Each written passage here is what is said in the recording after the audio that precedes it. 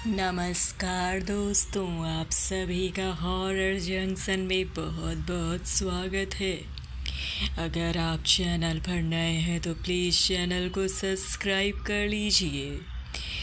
तो चलिए, हम आज की कहानी है बहुत ही सच्ची और बहुत ही डरावनी। तो दिल थाम के बैठ जाइए इस कहानी को सुनने के लिए। इस कहानी का नाम है आखिरी कमरा। हिमाचल प्रदेश का एक पुराना गेस्ट हाउस।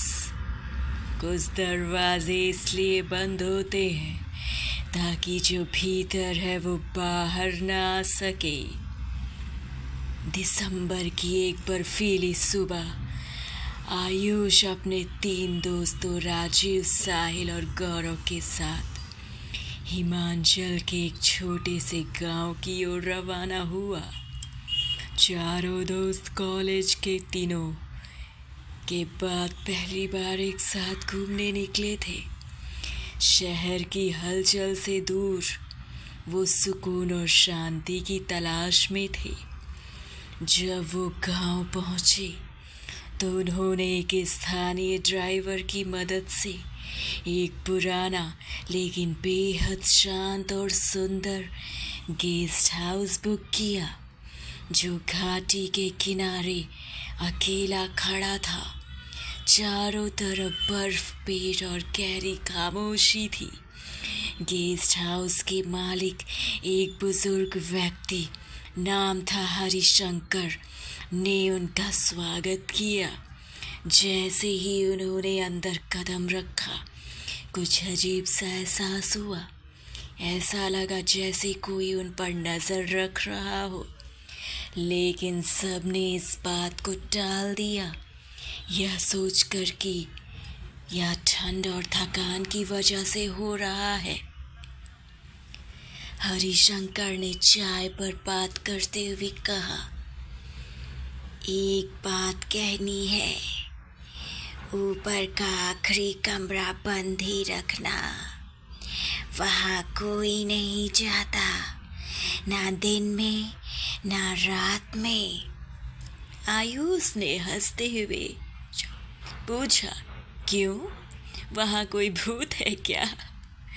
हरिशंकर ने गंभीरता से इसकी आंखों में देखा और बस इतना कहा, कुछ दरवाजे अगर बंद रहे तो ही अच्छा है बेटा। पहली रात ठंडी लेकिन शांत थी। सबने एक साथ बैठकर गिटार बजाया, खाना खाया और मस्ती की। लेकिन रात के 2 बजे आयुष की अचानक नींद खुल गई। उसने ऊपर के किसी चलने की आवाज़ें सुनाई, हल्की हल्की कदमों की आहट, जैसे कोई धीमे धीमे चल रहा हो। वो उठा और बालकनी की ओर गया, पर वहाँ कुछ नहीं था। पर आवाज़ें बंद नहीं हुई। फिर अचानक एक धीमी सी महिला की हंसी सुनाई दी, इतनी धीमी और भयावह कि आयुष का शरीर सिहर उठा। उसने साहिल को जगाया, लेकिन उसने मजाक बनाकर उसे सोने को कहा। आयुष खुद समझा बुझा कर सो गया। अगले दिन उन्होंने गांव घूमने का प्लान बनाया और देर शाम लौटे। लेकिन उस रात कुछ और अजीब हुआ। गेस्ट हाउसों की लाइटें बिना किसी वजह के झपकने लगी। आयुष को फिर से ऊपर की आवाज़ें सुनाई दी, इस बार वह भी साफ, औरत की बड़बड़ाहट और कभी कभी हंसी। उस रात आयुष ने फैसला किया कि वह खुद देखेगा। सबके सो जाने के बाद वो धीरे धीरे चढ़कर ऊपर गया। आखिरी कमरा, जिस पर ना जाए का बोर्ड लटका था, उसकी ओर बढ़ा। दरवाज़ा बंद था, लेकिन नीचे से हल्की पीली रोशनी आ रही थी। उसने झुककर झांका। कमरे में एक औरत बैठी थी, सफ़ेद साड़ी, खुले लंबे बाल जो ज़मीन तक फैले थे। वो किसी पुरानी लोरी को गुनगुना रही थी और अपने सामने रखे आईने में देख रही थी, लेकिन उसका चेहरा नज़र नहीं आ रहा था। बस उसकी गर्दन और पीठ दिख रही थी। अचानक औरत ने कहना शुरू किया, तू वापस आ गया? मैंने तो तुझे मार दिया था।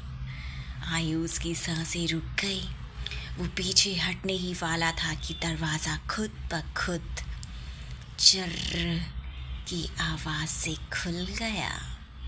कमरे के अंदर कुछ नहीं था, कोई औरत नहीं, कोई लोरी नहीं, सब शांत, सब कुछ शांत। पर तभी उसकी नज़र आईने पर पड़ी। आईने में वही औरत खड़ी थी, चेहरा काला, आंखें खून से लाल और ओठ सिल दिए गए। आयुष चीखते हुए भागा और नीचे आया। नीचे सब लोग जाग चुके थे क्योंकि दरवाजे की जोरदार आवाज़ से सब चौंक गए थे। आयुष ने सब कुछ बताया। हरिशंकर चुपचाप बैठा रहा और फिर बोला, तुमने उसे देख लिया, अब वो तुम्हारे साथ है। राजीव ने गुस्से से पूछा, आखिर ये सब क्या है? हरिशंकर ने एक पुराना सच बताया। 1 साल पहले एक लड़का, नाम था अंशुल, इसी कमरे में ठहरा था। उसकी भी उस कमरे का दरवाज़ा खोला। अगले दिन वो लापता हो गया। पुलिस आई पर कुछ नहीं मिला। तब से वो कमरा बंद है, पर हर रात कोई ऊपर चलता है, कोई हंसता है और कभी कभी कोई वापस भी आता है। अगले दिन सबने फैसला किया, अब और नहीं रुकना है। उन्होंने अपना सामान पैक किया और गांव छोड़ दिया। लेकिन कहानी यही ख़त्म नहीं हुई। आयुष वापस दिल्ली आया, पर उसका व्यवहार बदल चुका था। वह चुपचाप रहने लगा। रात को अचानक जाग जाता और कभी कभी अकेले में किसी से बात करता। राजीव और गौरव ने सोचा कि यह सदमा है, लेकिन एक रात साहिल ने आयुष के कमरे में कुछ रिकॉर्ड किया। आयुष सो रहा था और उसके कान के पास कोई औरत फुसफुसा रही थी, मैंने कहा था ना, तू वापस आ गया। कहानी दोस्तों यहीं पे समाप्त हो जाती है। तो ये सस्पेंस ही था और ये एक सच्ची घटना थी। तो दोस्तों, अगर आपको ये कहानी पसंद आई होगी तो प्लीज़ इस चैनल को सब्सक्राइब करिए, और वीडियो पसंद आई होगी तो इसको लाइक शेयर ज़रूर करिएगा।